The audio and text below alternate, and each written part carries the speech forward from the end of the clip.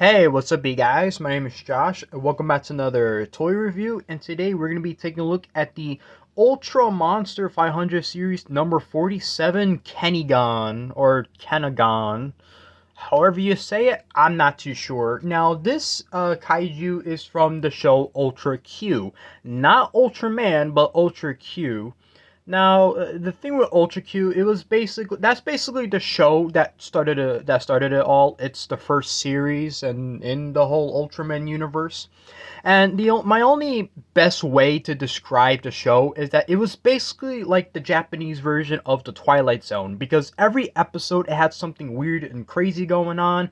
Ultraman is not in it, obviously. It's just people basically facing some sort of weird situation with a creature, whether it be an alien from outer space or some sort of creature made by humans, science gone wrong, and all that weird stuff. The show didn't have that many episodes like Ultraman. Ultraman had 39, while this one had 28, which is not bad, considering that in the exact same year, after Ultra Q was finished, it was right when they started filming for Ultraman. So 1966 was definitely a pretty busy year for EJ Tsuburaya, who was the guy that basically created Ultraman. He's also famous for doing the special effects for the Godzilla movies, so of course that pretty much explains how he just pretty much wants to kind of do more with his career, and I'm glad that he definitely got to do that before his passing a few years later. So as always, before we take a look at the figure, we have to take a look at his tag right here. You got a nice neat little picture of him, which is kind of weird considering that the show was in black and white. They never I've seen clips of it online in color, but I don't think there's an actual release of it in color, if that makes sense. This comes from the episode 15, Kanegon's Cocoon.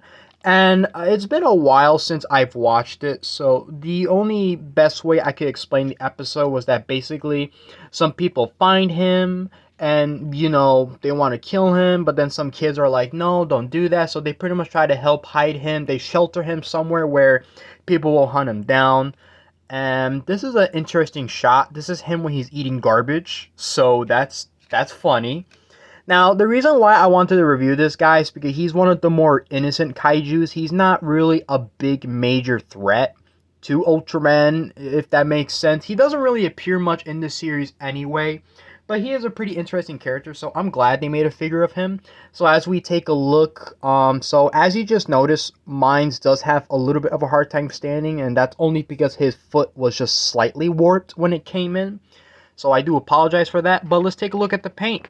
Now, obviously, when you look at the figure, there's barely any paint to really go by, except for the white in the eyes, and of course the golden teeth, kind of. And that's the way he was, obviously. There's no missing paint or anything like that. That's pretty much how he appeared in the show.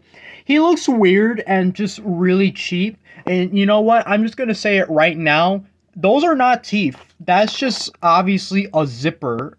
It's like, okay, show, you do you. And he also got like a weird pocket thing.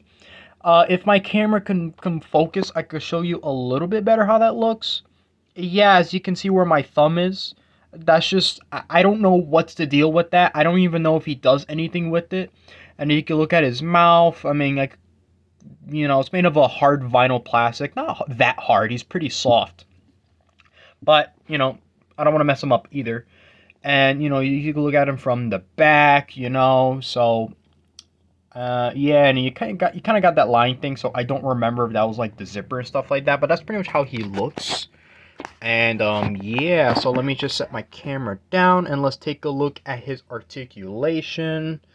And he has 4 points of articulation. You can move at the arms, he can move his head, 360 if you wanted to, and you can also move his eyes. Yes, you can actually move his eyes. That is pretty cool, considering that, oops, I better fix that.